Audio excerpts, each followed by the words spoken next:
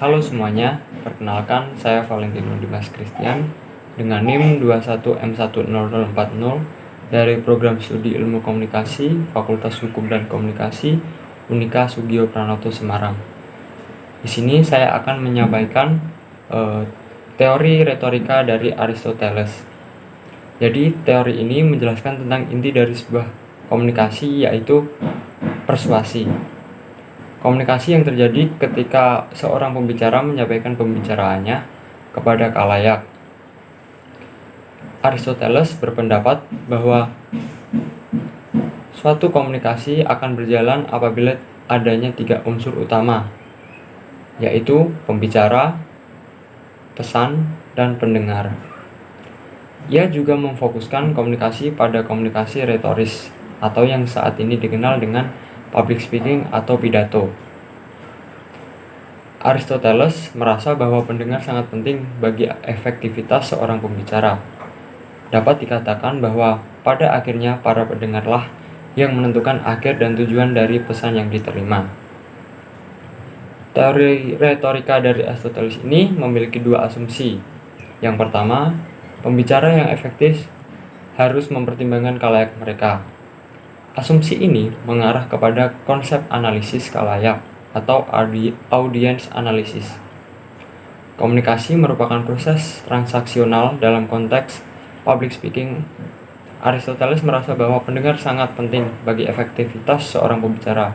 Dapat dikatakan bahwa akhirnya para pendengar yang menentukan akhir dari tujuan pesan yang diterima. Asumsi yang kedua yaitu pembicara yang efektif menggunakan beberapa bukti dalam presentasi mereka. Asumsi yang kedua ini menyatakan bahwa apa yang dilakukan pembicara dalam persiapan menyampaikan pesan dan dalam pembuatan pesan tersebut. Bukti-bukti yang dimaksudkan oleh Aristoteles pada asumsi kedua ini merujuk pada cara-cara persuasi yang terdapat dalam 3 bukti. Yang pertama yaitu bukti etos. Etos adalah kredibilitas yang dimiliki seorang pembicara. Pembicara memiliki keahlian dan pengalaman yang telah diakui dan dipercayai banyak orang. Jadi, apapun yang pembicara sampaikan mengenai keahliannya, orang yang mendengarkannya tidak akan merasakan keraguan dengan apa yang telah disampaikan.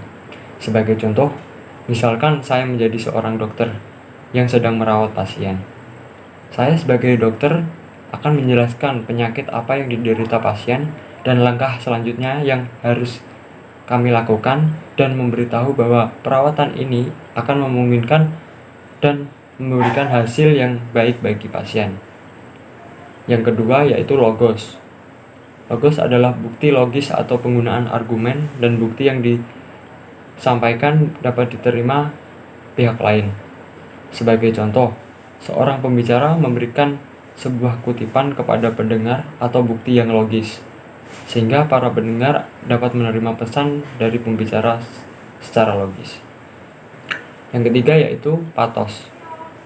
Patos adalah bukti emosional atau emosi yang dimunculkan dari para pendengar.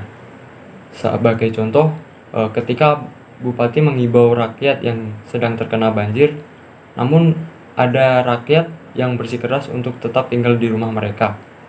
Bupati pun menghimbau agar mereka segera pindah ke tempat pengungsian yang telah disediakan pemerintah. Bupati berkata, "Jika kita tidak segera pindah, kasihan anak-anak kita, keluarga kita, bisa saja kita terkena penyakit. Apakah kalian semua tidak merasa bahwa bahayanya untuk tetap tinggal di kondisi sekarang saat ini?" Nah, selanjutnya yaitu kanon retorika.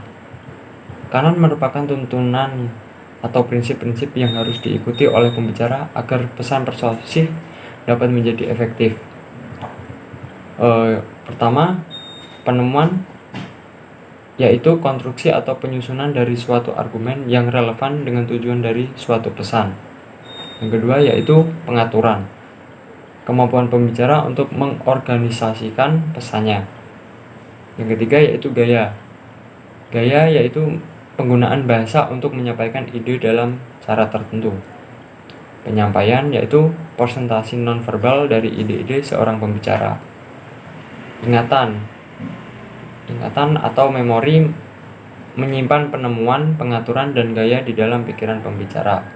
Adapun jenis-jenis retorika, yang pertama, retorika forensik, merupakan keadaan ketika pembicara mendorong munculnya rasa bersalah atau tidak bersalah dari pendengar. Yang kedua yaitu retorika epidektik, wacana yang berhubungan dengan pujian atau tuduhan. Yang ketiga, retorika deliberatif, kondisi saat pembicara harus menentukan suatu tindakan yang harus diambil, sesuatu yang harus atau tidak boleh dilakukan oleh khalayak. Sekian dari saya, kurang lebihnya mohon maaf. Terima kasih.